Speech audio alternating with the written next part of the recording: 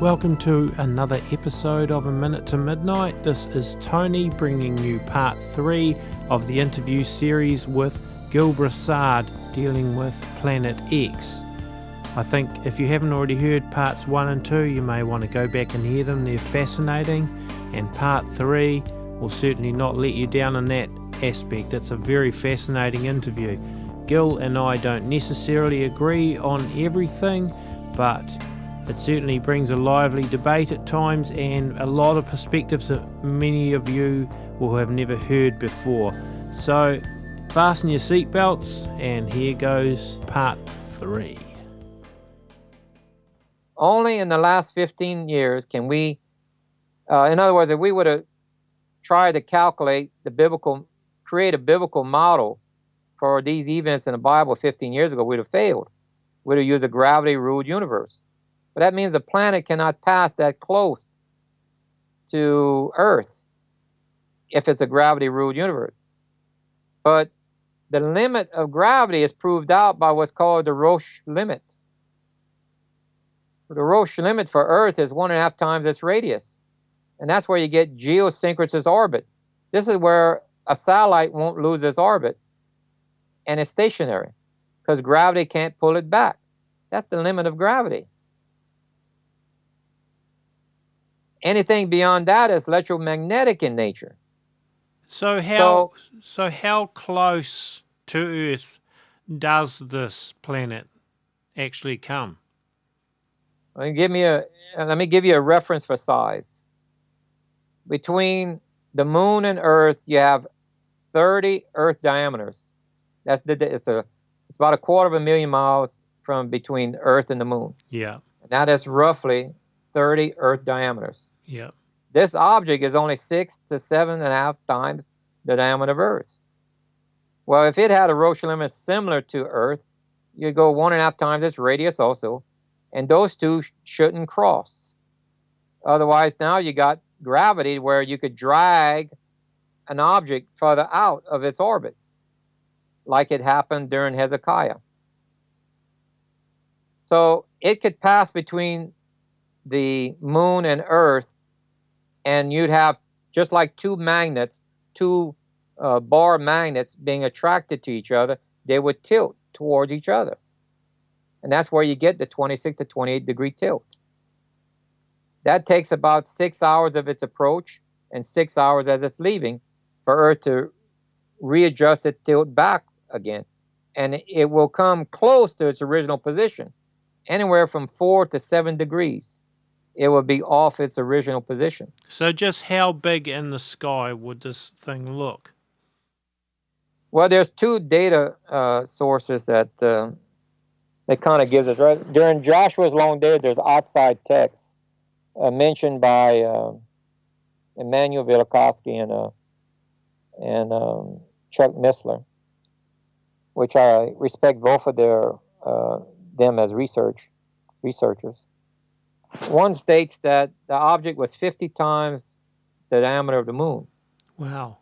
Well, if you have an object roughly 7 times the diameter of Earth, that meant it passed approximately halfway. To give you a visual perspective of 50 times the diameter of Earth, moon. Okay. There's others says that it was 10 times that of the moon. Well, then that would make it quite a bit further out, but then it wouldn't. Either it's many times smaller than 7, or that it was outside the reach of the moon, even beyond 250,000 miles away. That meant we would not get close enough to the magnetic field for it to tilt 26 to 28 degrees.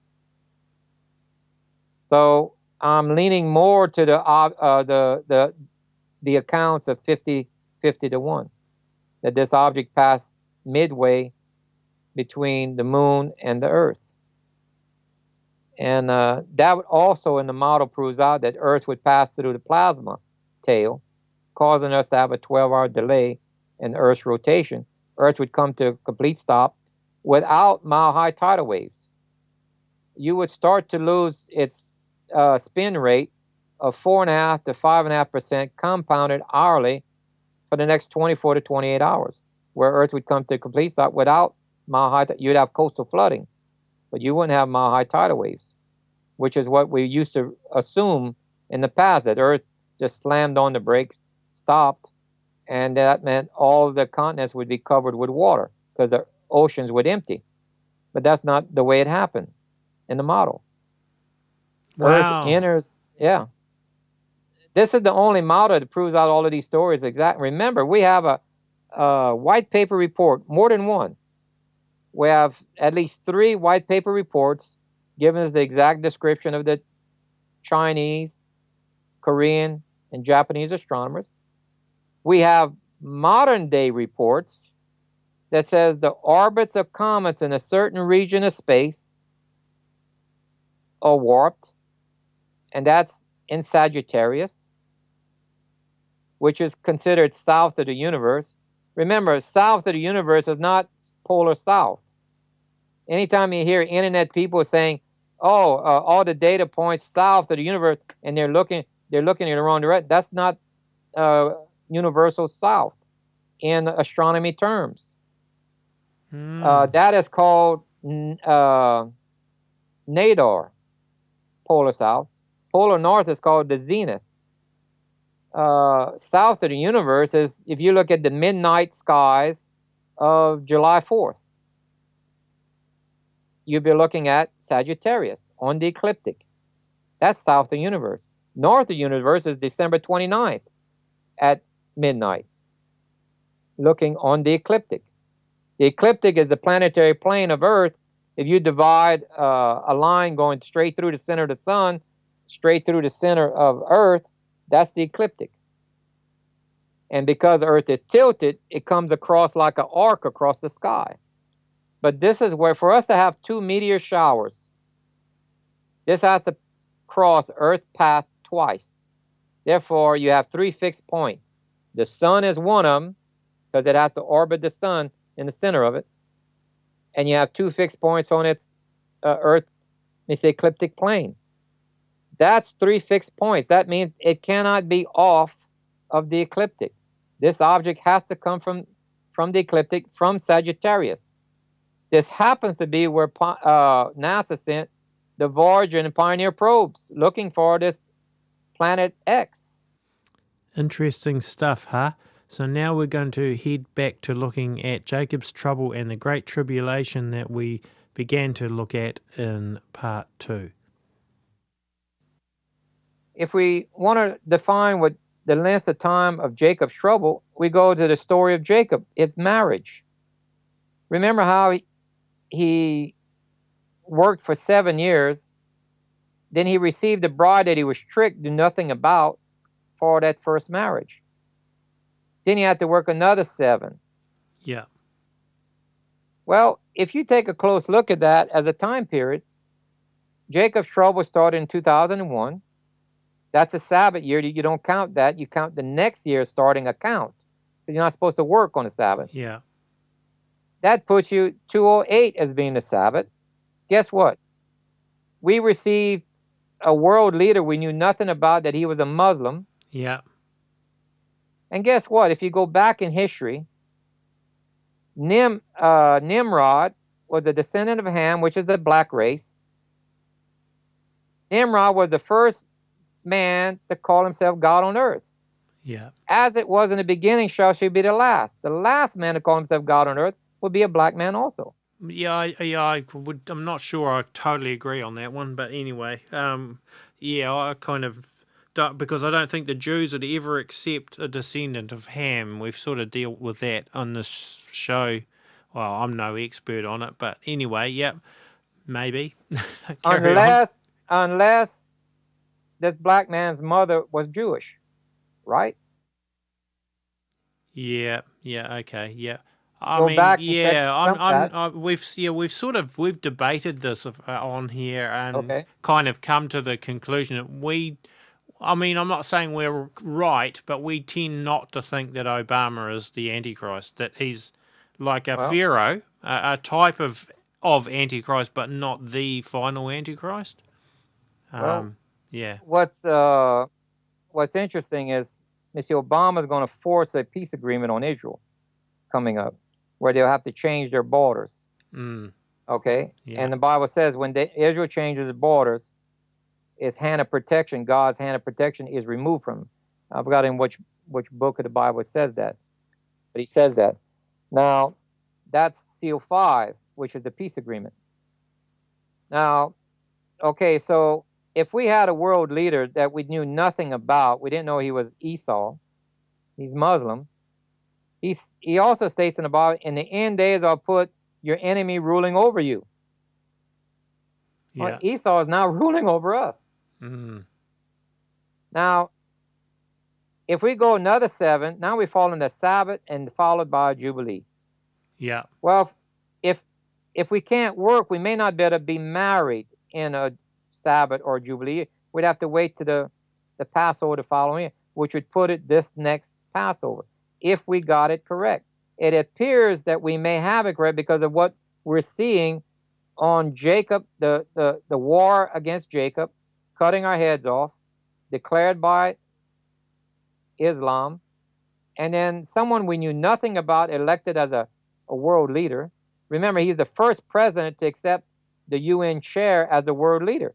It goes against our Constitution for him to sit in 2 chairs. Yeah. Yeah.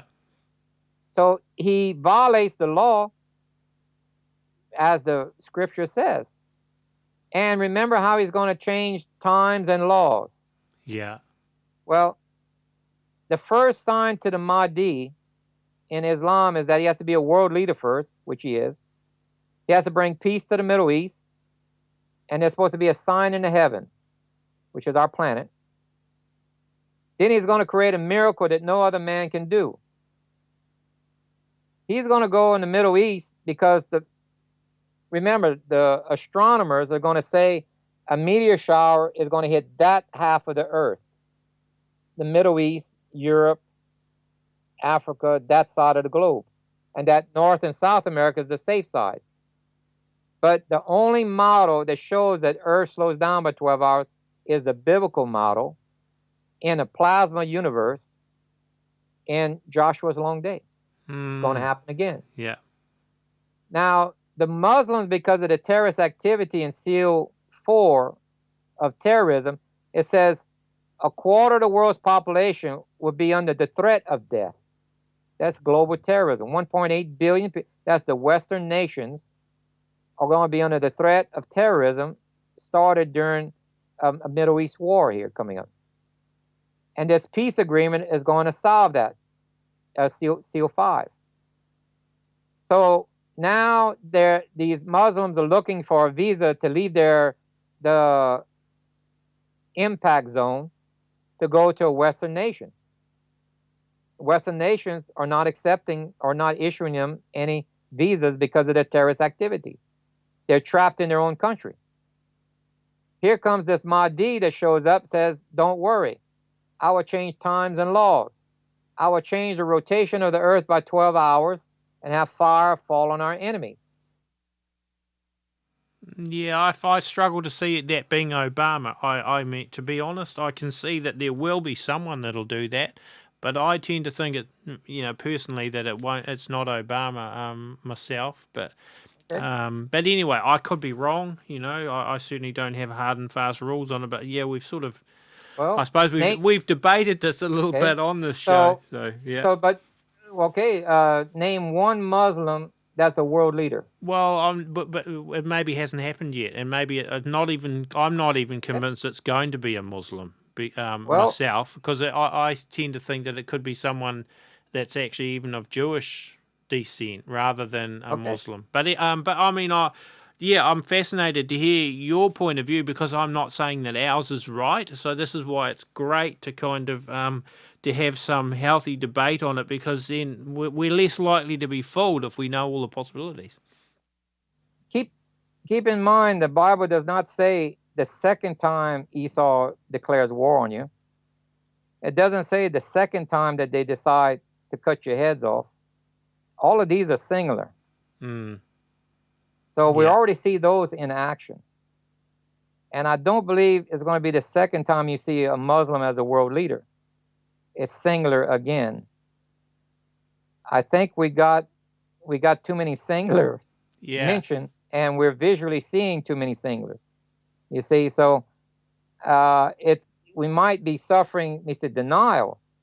But See, we need to keep an eye. I tend to think that we're going to see a world leader or someone arising that people will maybe think is the Antichrist, who is a warlike type of person, maybe a Muslim or whatever, but that will be followed by a false Messiah, like somebody that actually appears to be a Jesus-like person that everyone's going to accept. See, us Westerners are not going to accept an Islamic Messiah, so we'll have a false Messiah to follow.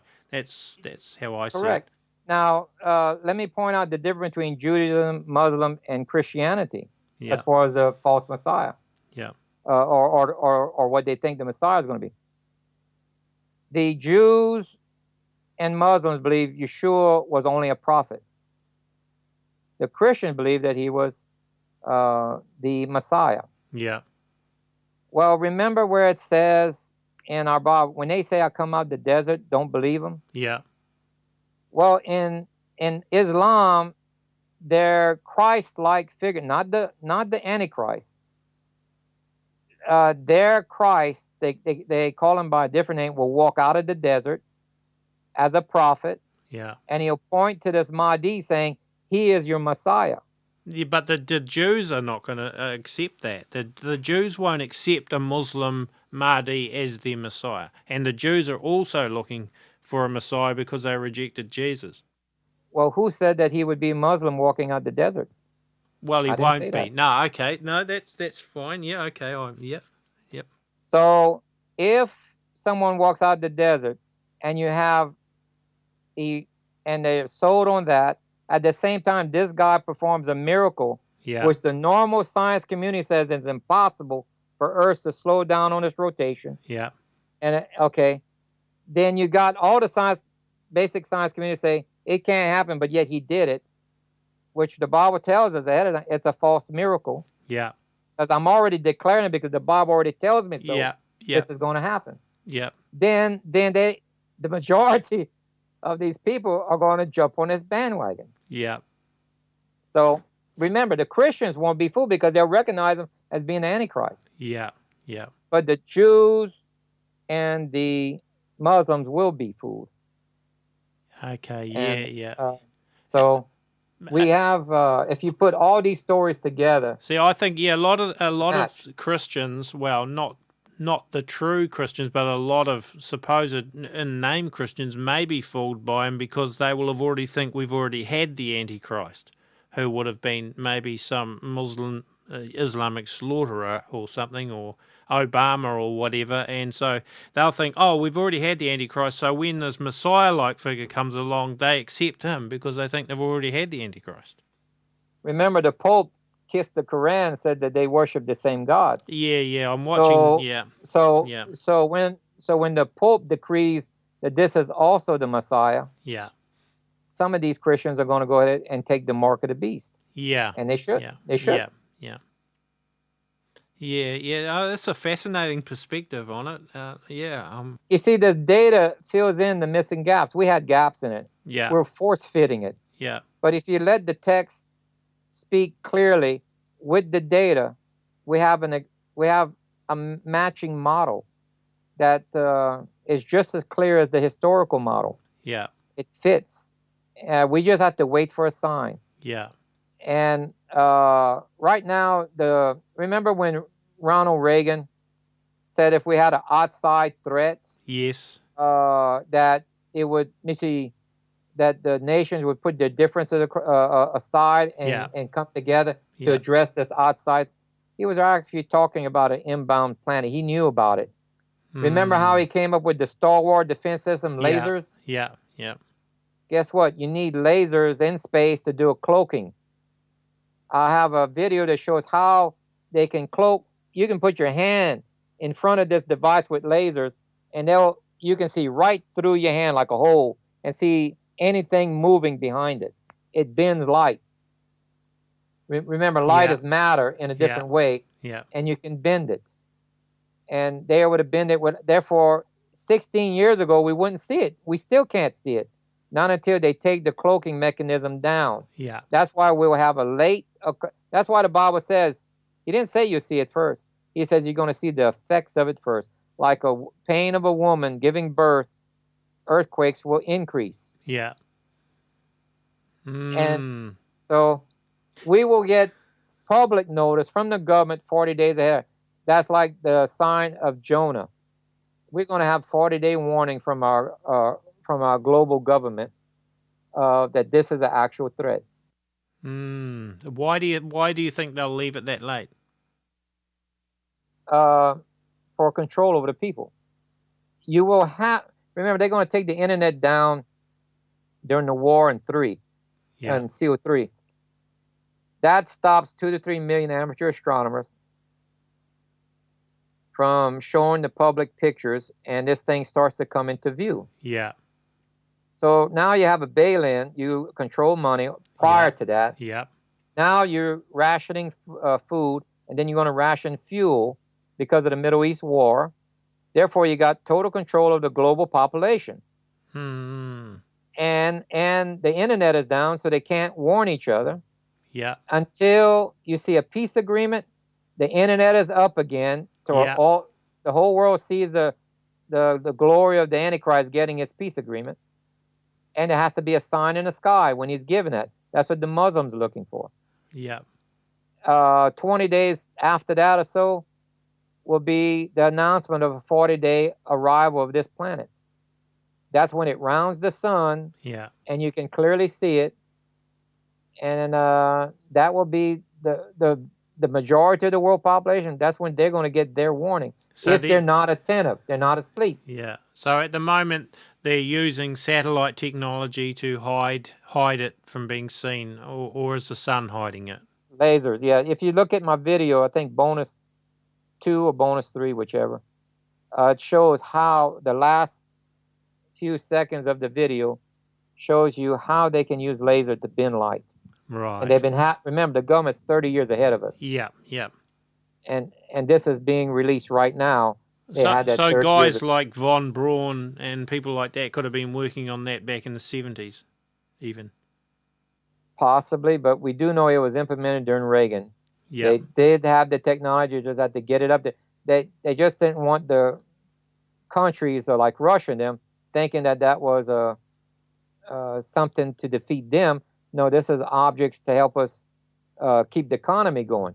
Yeah. Because if it would have got out, you'd have economic collapse globally. Yeah. They have to keep it quiet. And so everyone's in on it, the Russians and all, every sort of thing. All major economies. The smaller countries, no, but the major ones, yes. Yeah, okay, yeah.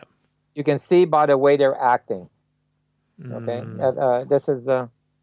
remember, the Queen and the Pope said this was going to be the last Christmas that we're going to enjoy. Yeah. What do you think they meant by that? Yeah.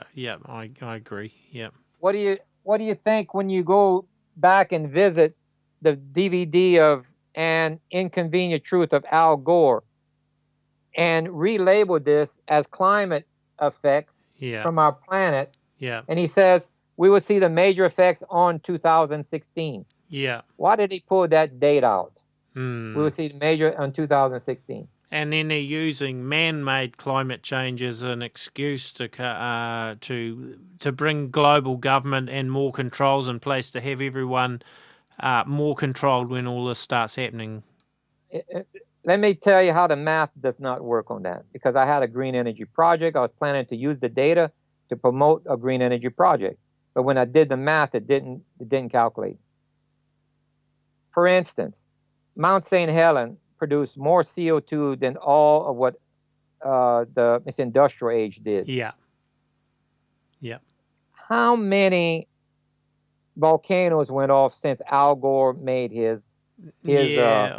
I see another one this morning in Alaska or somewhere as well. So. Yes, it's a joke. Yeah. Just the nature itself. Remember, the more CO2 you put in the sky, the more plants absorb it. They grow quicker. Your grass is going to grow quicker. It speeds up growth in plants because they will absorb it more. But the reason why our CO2 levels are actually going up and down and climbing is because the Earth is warming up. This planet is heating up our core slightly. Yeah. Okay, and that if it expands 1 degree, then you have earthquakes, methane, tremors, the whole nine. But that extra heat causes plant material to decay quicker. Yeah. Causing rises in CO2 steadily. And that's what we're seeing. It's a counter. It's the effects of planets warming up. All of our planets are warming up. Yeah. And there's no cores on Mars. So what is the answer to this? Look, our magnetic north of Earth is moving 12 times its normal speed northward, which happens to be in the which if you look at the Earth, the way Earth is tilted, the way it's going, it's moving towards the south of the universe, where the magnetic fields are coming from. We're being pulled towards the magnetic field, Sagittarius. Now, the only way you can have a magnetic field effect, it's not from global warming. No. Magnetic fields are affected by other magnetic fields. So tell me, what is bigger than the Earth that has a stronger magnetic field to move Earth's magnetic field 12 times its usual rate? Only in one direction. South of the universe. Yeah, okay, yep, yeah. So which actually brings me to just one more thing I was thinking. People, you talk about it being a winged disc. People are saying it's, got wings, and there was that supposed Google Sky image that they unblocked. It showed a winged planet. But you said earlier that the wings actually just represent the fact that it's moving. So do you think it actually has like a winged kind of appearance or not? It is possible, because we've never visualized this in modern time, because a plasma tail will even flare. Remember Constantine, when he saw an object rounding the sun, they said it looked like a cross, which I skipped in my records. That was between Yeshua and the Mayans. Constantine documented on a certain day that there was a cross in the sky. Well, this is when this object rounds the sun. The tail is looking, remember, points opposite of the sun. It's flaring, so it gives points like a sunburst. Okay. You look at the Catholic religion, you see a sunburst. This is this planet again. Throughout pagan history, they show a disc, like in Egyptian, they show Horus with a disc on top of his head. Yep. Well, if you go back in history and look at my Nebra disc, when I pull up the software, this disc passed through Taurus. That's why you see a disc between horns on his head. The horns represented Taurus. The disc represented a planet. They were documented where it passed. They gave a significant event for them. Yeah. Which was a tilting of the Earth of 26 to 28 degrees. Yeah. Or a eclipse. It's documented throughout history. This is all about paganism. This is this planet. But the Almighty uses this either to bless you or to curse you, depending on how he sees your efforts, whether he needs to punish you or, and he's telling you, the ones who follow his instructions and call on his name on Mount Zion will be saved as he promised. So what do you suggest that the average person does with this information now? How should we react? How should we prepare? What are your suggestions? Pay attention to the order of events in Revelation. When we see economic collapse, war and famine, and your internet is going down, you can pack your bag. And when it comes back up and there's announcing that a peace agreement will be signed in the next couple of weeks, catch your plane, be in Jerusalem, and witness that signing. From that point on, you'll be about 3 months before Passover, or 2.5 months, somewhere in there. Stay in Jerusalem until you get there for Passover. You'll see Elijah and Moses show up. They will announce the Messiah is coming. They're not going to be in Paris or New York. It says they will show up in Jerusalem announcing. And if you wait for them right then and wait for their announcement, there's no more travel. The planes are not traveling the last 3 days because we're going into the tail of the plasma. That's like an EMP. Planes cannot fly. Yeah. So you have to have enough confidence in the data he's providing us to follow it as data. This is a real event that he's given us real information, and follow through with it. But he says only a remnant will believe it to the point where they will actually follow it, because they spiritualize the text to the point where they won't follow facts now. Right. And there's two. There is a spiritual side, but there's also a factual side. And he says, follow my instructions forever. And that's what he said. And we need to do that. These are not vain, repetitious religious acts, festivals. They are rehearsal pattern. The word in Hebrew is mekrah. It's a dry rehearsal. He's getting you prepared, practicing for a real event. And that's why we need to be in Israel. He gave us the routines to practice. And if you're practicing them, you know it. We are required to be in Jerusalem for Passover. He says that. That is one of the places you're supposed to be. So yeah, I mean, fascinating. Read the text perspective. carefully. Fascinating perspective on this. It really is. I've never heard anyone spell it out in this way before, and I've heard a lot of different things, a lot of different interpretations and that. But this is quite different from anyone else's I've ever heard before. Well, yep. I just can't express to the people that these stories are real. This event that's coming upon us is going to be real, and the return is going to be real. Yeah. And his instructions are real. Follow them, and you will be rewarded. Even if you haven't followed his instructions, remember the parable of the workers that were hired. One's hired in the morning, one at noon, one in the evening, and one for just the last hour. Yeah. And he gave them what? The same reward. Yeah. If you follow his instructions of his rehearsal pattern, if you're there following in the last hour, you get the same reward as the ones that, remember, it's not just, they get to live in the New Jerusalem. The ones who are resurrected later are the guests to the wedding. They're not the bride and the bridesmaids. That remnant, let's say, 3.5 years later, the guests are resurrected, and whoever's living is brought in. They're the guests to the wedding. Then after the marriage, after 1 year, a Hebrew groom cannot go to war after 1 year of marriage. Then he comes back, and then he defeats the Antichrist. Then he goes back and he tells the guests to the wedding, okay, the celebration is over. Time for you to go back to earth. It takes them 7 years to burn the implements of war. The guests of the wedding make up the nations of the earth, who are ruled by the bride and the bridesmaid, by instructions of Yeshua. Only the bride and bridesmaid get to live in the New Jerusalem. Everyone else got to go back to earth and follow his instructions that they've forsaken. You're either going to do it for the next 1,000. Remember, in Revelation, it says if Egypt doesn't come to Jerusalem, basically to follow Passover, he will put a drought on them. Those festivals are still enacted during the 1,000-year reign. He says you will follow them. And we either follow them now with true heart and wanting to. Otherwise, you're going to go through the Great Tribulation. If you make it, count yourself lucky if you make it to the end alive. And then you're going to go through a wedding and a feast.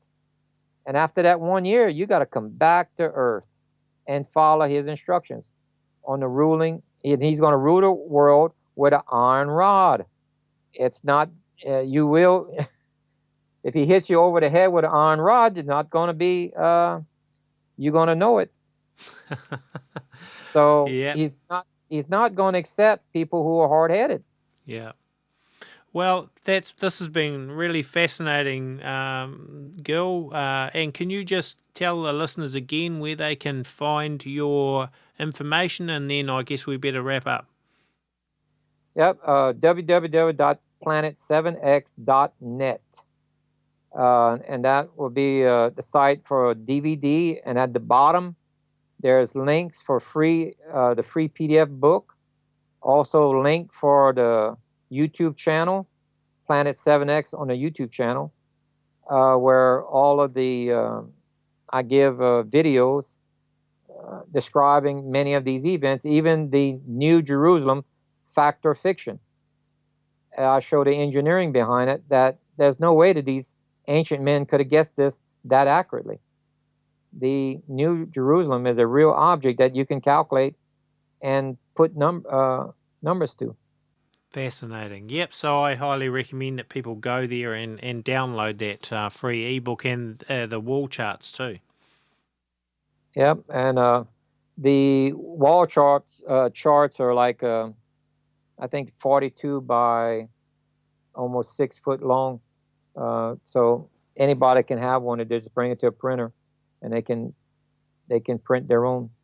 Awesome. Well, thanks, Gill, for being on A Minute to Midnight, and it's been really very, very interesting, and hopefully we'll have you back again sometime.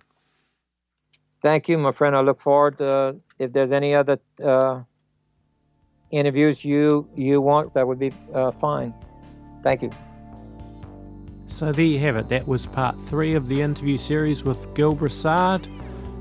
Please remember to subscribe to our YouTube channel, and also visit aminutetomidnight.com, where we post a lot of articles, and all our interviews are there, both as YouTube videos and also just audio only downloads. We have a donate button on there which helps to keep this running, so any donations, even very small ones, are still greatly appreciated.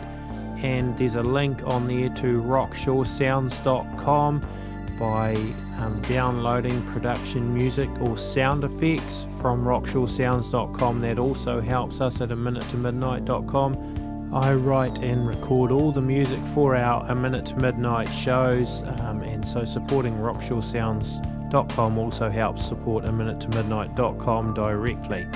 Okay, so that's Tony signing off for A Minute to Midnight today, so we'll catch you hopefully in the next episode.